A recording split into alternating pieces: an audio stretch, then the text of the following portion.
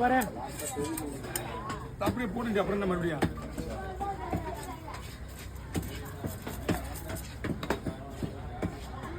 இன்னைக்கு வந்து இந்த மீன் கிடைச்சிட்டு இந்த ஒரு போட்டு தான் இல்லைன்னா இல்லை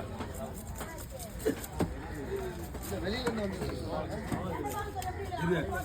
போட்டு மீன் சொல்லிட்டு போட்டு நிற்கிறேன் அண்ணா அப்படியா முக்கால் மணி நேரம் வெயிட் பண்ண சொன்னாங்களா சொல்லிச்சேக்காவா வண்டியில் வந்துட்டு இருக்கு வெயிட் பண்ணி